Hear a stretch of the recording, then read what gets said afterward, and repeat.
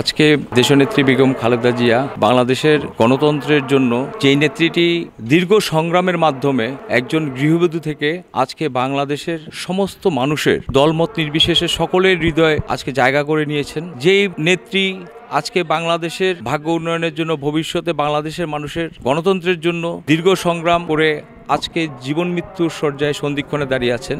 আমরা যার আদর্শে বিশ্বাস করে তিতুমীর কলেজের ছাত্র রাজনীতি করেছি, ছাত্রদলের রাজনীতি করেছি, আজকে আমরা তিতুমীর কলেজ ছাত্রদলের সাবেক সকল নেতৃবৃন্দ আমাদের সেই প্রাণপ্রিয় নেত্রী দেশনেত্রী বেগম খালেদা জিয়া, যিনি গণতন্ত্রের সংগ্রাম করতে গিয়ে ওনার দুটি সন্তান এবং পরিবারকে ওনার থেকে দূরে সরিয়ে রেখেছেন। উনি দীর্ঘদিন কারাবাসে ছিলেন। সেই প্রাণপ্রিয় নেত্রীর জন্য আজকে আমরা ওনার যে জীবন মৃত্যুর সন্ধিক্ষণে আছেন, সেই সন্ধিক্ষণ থেকে আল্লাহ পাক যাতে ওনাকে সুস্থ করে আবারও দেশবাসীর সেবা এবং কল্যাণে যাতে কাজ করতে পারে এবং আমাদের মাঝে যাতে ফিরিয়ে দিয়ে আসে, সেই জন্য আজকে আমরা আল্লাহ পাকের কাছে সাবেক নেতৃবৃন্দরা এবং তিতুমীর কলেজের সকল স্তরের কর্মচারীবৃন্দ, শিক্ষকরা সহ সকলেই আমরা আজকে আল্লাহর কাছে আবেদন করি যে আল্লাহ আপনি আমাদের নেত্রীকে সুস্থ করে দেন, আমাদের মাঝে ফিরিয়ে দেন। দেশের এই ক্লান্তি লগ্নে আজকে বড়ই প্রয়োজন ওনার, কারণ উনি সারা এই দেশের জাতিকে, আজকে দিশাহীন জাতিকে দিশা দেওয়ার জন্য একমাত্র ওনার সুস্থতা সমস্ত জাতি কামনা করে।